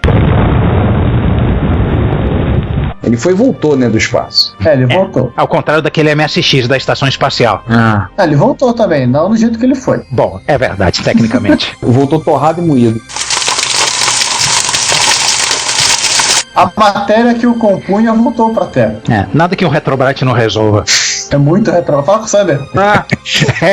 Ai, caramba! Aí ele citou também, além do Fluke, né, ele citou o Geneve 9640, que é uma máquina bastante curiosa. Para começar, ele usa um TMS 9995, né, a 12 MHz. Ele não é uma máquina inteira, ele pega uma PEB que é... ele é um pedaço do T99, né? Sim, ele se junta com a PEB do T99 para formar um micro completo. Ele é uma espécie de exoesqueleto do T99. Eu queria uma placa de upgrade, tipo você pegar uma motherboard de Amiga, trocar o processador, você turbinar o seu T99, ele vira uma coisa diferente, com um sistema diferente, softwares diferentes. Se é compatível ou não, também não sei. Eu acho que é. Tem um outro processador, deve ser razoavelmente compatível. Ricardo, se você olhar a placa, ela é uma espécie de kit de MSX2 pro T99, um T99-2. É o TI-100.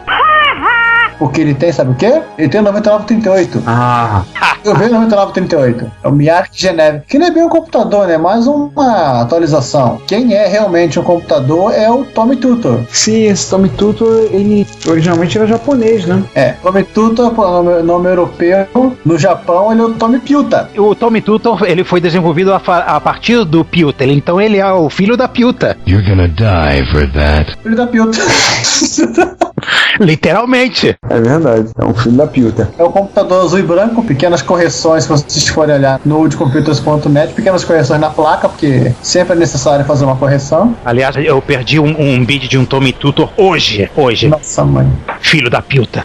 E aliás, assim, o que eu andei reparando que esse carinha aqui foi onde a Konami aprendeu a usar o VDP do MSX. É porque ele tem o 9918, né? Ele é muito parecido com o T99, em termos de arquitetura. Não é 100% compatível, não tem o mesmo basic, o mesmo firmware, mas a arquitetura dele é muito, muito semelhante. Ele tem 16K de RAM. Por que 16K de RAM? Por que não botou só 256 bytes? Pode-se dizer, a grosso modo, que ele está pro T99, assim como o Dragon está pro Coco.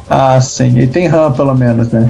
Não, e o principal, ele usa o 9995 rodando a 10 MHz. Uau! Peraí, você não tá falando do Tutor não, né? Do Tutor? Sério? 10 MHz? Sério? Tá aqui anotado. Tá com ponto de interrogação, mas tá anotado aqui. Caramba! É que ele usa o 9995, eu acho que esse cara é 8 bits, né? Não é 16. Tem um ponto de interrogação, olha, eu desconfio. O cara não confirmou a informação. É porque o Geneve, de acordo com a Wikipedia, ele usava 15 MHz. Não, olha, quem usa o 9995 e é acelerado é o Geneve. Ele que tem que ser fama de ser o forte, o fera dos upgrades. Se o Tommy Tutor fosse isso, o pessoal ficaria falando dele com muito mais respeito nas listas. Eu garanto pra você, não deve ser isso.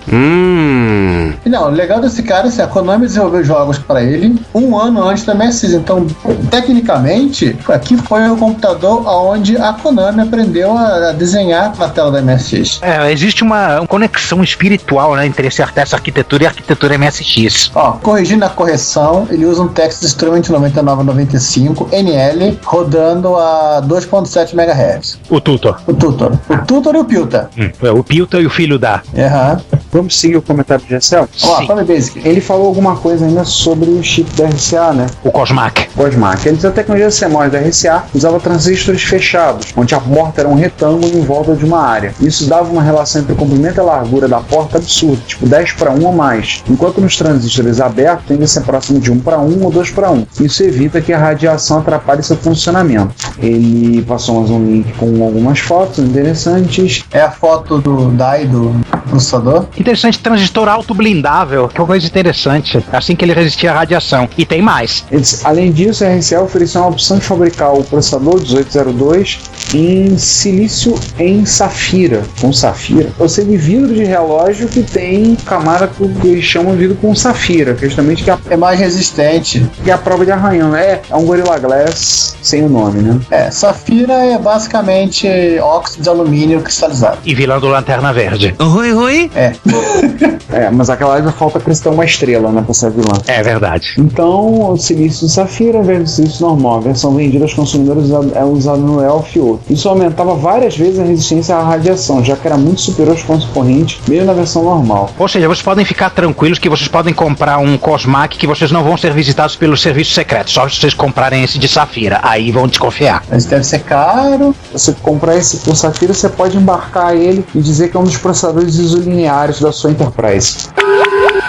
Como qualquer um dos 16 registradores pode ser usado como um contador de instruções, para chamar uma subrotina basta trocar isso. Supondo que o R4 está sendo usado como PC, podemos colocar o endereço desejado em R5 e fazer CEP5 para pular para a subrotina. CEP4 retorna para onde estávamos antes. Podemos ficar alternando entre 4 e 5 e teremos corrotinas ao invés de subrotina. Pulando de um pro outro, que nem no módulo. Lá dava para fazer um compilador módulo maneiro, né, com essa máquina.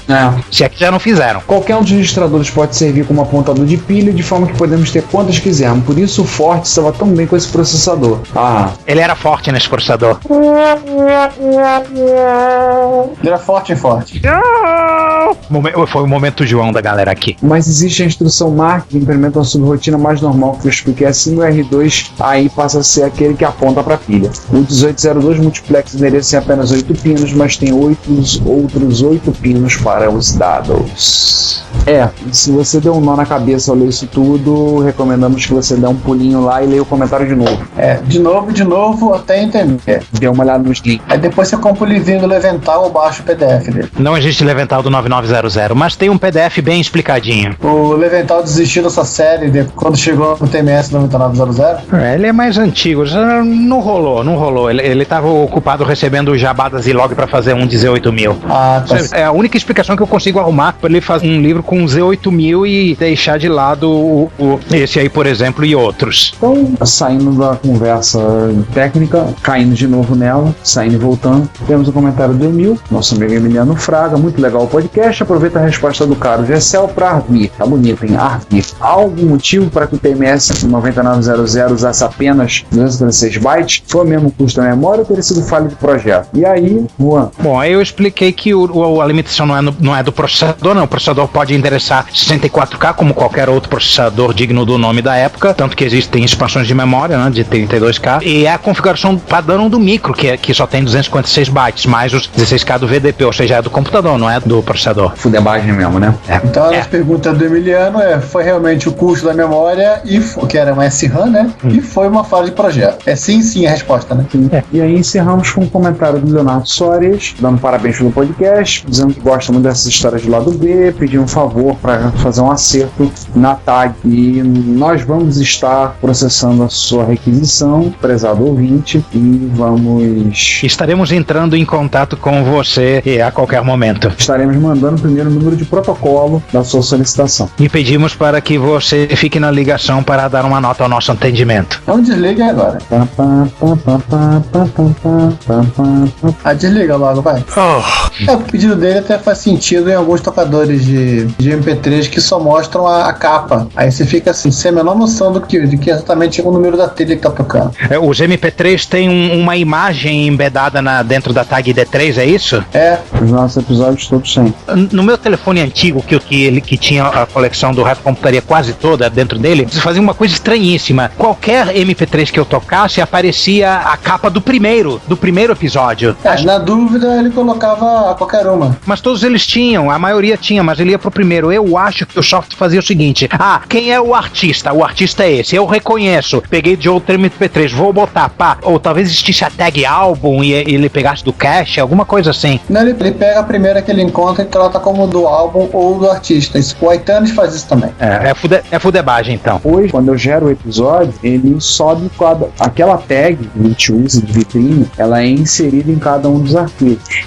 O script que eu tenho que pega, quando eu gero o corte final do episódio, e aí eu deixo ele processando, hoje em dia todo o processo leva em torno de uma meia hora, 40 minutos, que aí fazer o MP3, fazer a versão compactada, colocar as tags, nivelar o áudio, tudo, e subir pro servidor, ele já insere a imagem. Então já tem uma rotina que ele já insere junto à imagem, isso não é um processo manual. Mas isso de acerto do nome eu posso fazer, isso não é problema nenhum. A gente pode fazer isso a partir agora do próximo episódio, né, que você pediu isso pro 37, no 38 não tá, vamos ver se eu faço isso já pro 39. O processation. Isso. Então a gente já consegue fazer essa alteraçãozinha, que é sutil e pequena, mas a gente pode fazer pro episódio 39. Facilita. Eu também agradeço. Esse pessoal que usa esses tocadores iPod é um problema sério. Não, eu tô falando do meu celular, ele também não mostra informação. Na verdade, assim, na hora da lista, a gente vê episódio 38, você não sabe qual é o primeiro e qual é a segunda parte, entendeu? É no título do... A seriedade, eu já desisti de tocador de celular há muito tempo, aí sabe o que eu faço? Eu vou pro gerenciador de arquivos, eu vou pra pasta, clico no nome do arquivo que eu quero,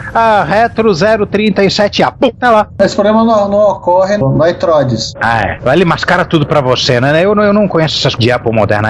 Apple pra mim é Apple II 6502, etc. Das melhores, pelo menos, coisas que a Apple fez. Tempo que Steve Wozniak ainda tava lá dando pitaco. Nesse momento o Sander ao ouvir a Everest tá tendo convulsões. You're gonna die for that. Vai assombrar a gente.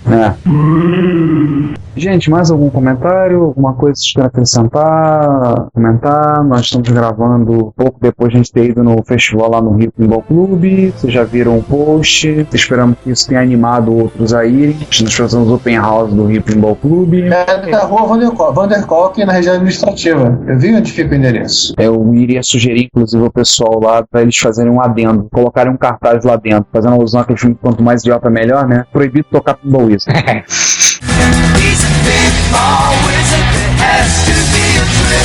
Embora se vocês viram as fotos, eles têm a máquina do Tommy, do The Who. Eu joguei nessa máquina. Eu joguei em todo, tô com os braços doendo, tô com os tendões meio doloridos. Finalmente, depois de todos esses anos que eu vou nesse lugar, desde 2009 eu fico, gente vem.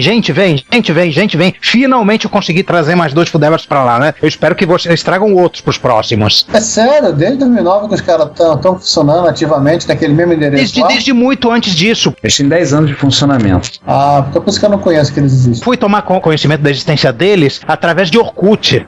Orkut tem 5 mil anos. Ali pelos idos de 2008, mais ou menos, aí era justamente pelo Orkut que eu tomava as notificações dele. Aí o Orkut caiu em desuso, eu parei de receber as notificações, eu reencontrei os caras no Facebook e aí agora eu tô sempre informado dos Open Houses. Aliás, eu tô pensando em adotar como critério sempre botar um aviso, talvez no Plus, de vai ter Open House no dia tal, mandem e-mail pra tal, né? Pra unir a comunidade da telinha com a comunidade da mesa e da bolinha, que são comunidades espiritualmente co-irmãs e elas devem conviver em harmonia. E vou te contar que hoje é muito bom. É muito bom. Aliás, assistir o Sr. Tecnobytes jogando chefes e fazendo moonwalk ao mesmo tempo, hein? Se justiça seja feita, ele não movimentou os pés para fazer o moonwalk. Eu tirei a foto simplesmente querendo tirar a foto dele jogando, mas a posição dos pés dele ficou tão moonwalk que eu não pude deixar de notar o fato. Ele cantou Billie Jean? Então, se ele não cantou Billie Jean, tudo bem. Vamos arrumar um chapeuzinho e uma luva com lantejoulas pra ele da próxima vez. Deixa eu só ler o comentário dele. Velho, essas máquinas são para pessoas abaixo de 1,80m. Aí dá nisso, fora que a máquina tava em desnível. Tipo, pra que joelho? Eu não jogo bola, então ajoelhado na máquina vai perder a nave nunca.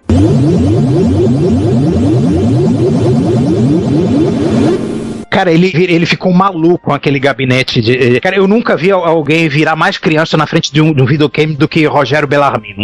Nunca.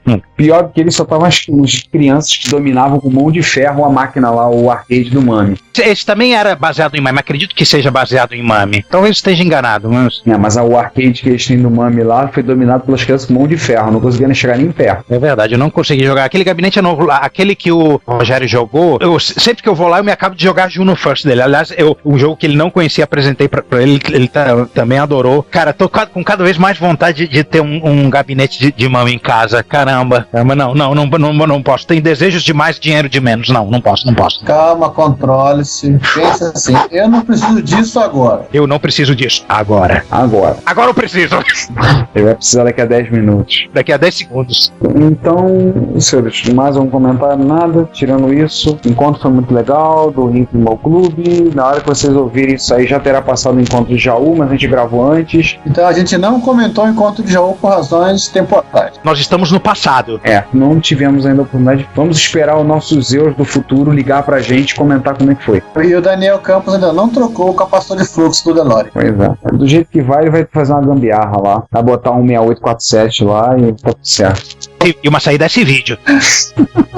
Gente, é bom a gente ir embora, a gente já tá falando muita besteira. Pois é. Tem mais nenhum comentário complementar e coisa do gênero? Coisas vindas por e-mail. Agradecer as pessoas que têm enviado tweets, principalmente nosso amigo Eliaser, o Ciu, que sempre twitta coisas interessantes e reenvia pra gente. Então tem, vejo por ter alguns links interessantes que ele manda pelo Twitter. Obrigado, Eliaser, pelos comentários, acho que você tem falado, ter também retweetado muitas vezes a gente. E os e-mail, acho, pelo que eu vi, porque eu não tenho nenhum e-mail novo ultimamente, não. Que fim levou o Drug de Indaiatuba? O Drug agora é um homem metido a sério, sabe? Ele tenta convencer os outros, tornou-se um homem sério porque ele se casou, né? A primeira pessoa que ele convenceu... Isso é sinal de seriedade? Não, isso é sinal de loucura. Mas Cláudio ouviu o podcast, né? Não ouve. Que bom. Às vezes ouve, então... mas tudo bem. Ela ouve só os selecionados. Eu falei outro dia que ela é a errada mais certa que já passou na minha vida. Bom jogo de cintura. Ela riu e eu falei, sabe, mas eu já falei isso em público, tá com um monte de gente. Aí ela ficou em pânico. Ela riu e anotou. Daqui a 17 anos, numa discussão, ela vai lembrar disso. Mas o Drug, ele comentou uma vez, eu cobrei dele brincando, ele está enrolado, mas está em ouvido, e que vai começar a comentar nos episódios, que ele não comentou ainda. Eu falei, bicho, começa a comentar nos agora, cara, porque se você comentar lá atrás, ninguém não vai nem lembrar de olhar. Nem vai lembrar, né? Que não tem mais os posts do podcast lá. Qual era o nome do site mesmo? Esqueci. No Blogspot ou no... Não, ainda tem, no Dimensão Nerd sim, né? Isso, Dimensão Nerd. Eu tava na cabeça, Casa dos Nerds, não era Casa dos Nerds, é alguma coisa nerd que não me lembro, era Dimensão Nerd. A dimensão inteira, não é só uma casa. Na Combo a gente manteve todo o material que tinha sido postado, tudo lá, a fins de registro histórico. Mas os novos não vão mais pra lá. Os novos só apenas no retrocomputaria.com.br. Tanto que o Cão que atenta, quando eu comentei do episódio da CPU, uma vez que eu gravei o Dimensão Nerd, ele, eu parei, cara, mas já estão nesse episódio. Vocês pararam de fazer episódio lá atrás. A gente não parou não, a gente continua fazendo. Mas eu parei no episódio sobre periféricos para micros clássicos. De 2 anos atrás. Cara, mas a gente trocou o feed. Então tem que ouvir de novo. E eu vou pegar e vou ouvir tudo de novo. E aí ele começou a recuperar o atraso. Digamos que ele esqueceu de atualizar o feed. Como ele gosta de se lembrar o maior terrorista sonoro do Brasil. Um abraço, não. Um ossinho pra ele ficar feliz, abanar o rabo. Pode falar muito não, que ele é advogado. Perigoso. Advogado e baiano, cara. Eu odeio Axé e Carlinhos Brown. Não se preocupa, vários baianos são assim. Ele mora no bairro onde fica a timbalada. Quando o Carlinhos vai fazer alguma coisa, o bairro fecha. Ele não consegue entrar em casa. Tá explicado, Rod. Eu acho que ele precisa se mudar. Eu também acho. Então, pessoal, nos vemos agora pro episódio 39. Até daqui a 2 semanas, galera. Tchau. Daqui a 15 dias. Até mais aí, gente. 14. 14 agora. Então, pessoal, mais uma vez, nosso muito obrigado. Obrigado pela sua audição, obrigado pelo seu comentário, obrigado pelo seu e-mail, obrigado pelo seu joinha, pelo seu curtir, pelo seu GG. Bem lembrado. E nos vemos daqui a 2 semanas, no episódio 39. Até mais. Se você quer enviar um comentário, crítica construtiva, elogio ou colaborar com as erratas deste episódio, não hesite, faça. Você pode falar conosco através do Twitter, no usuário @retrocomputaria, pelo e-mail retrocomputaria@gmail.com ou colocando comentários no post desse episódio em www.retrocomputaria.com.br. Lembre-se sempre do que dizemos. Seu comentário é o nosso salário. Muito obrigado e nos vemos no próximo podcast.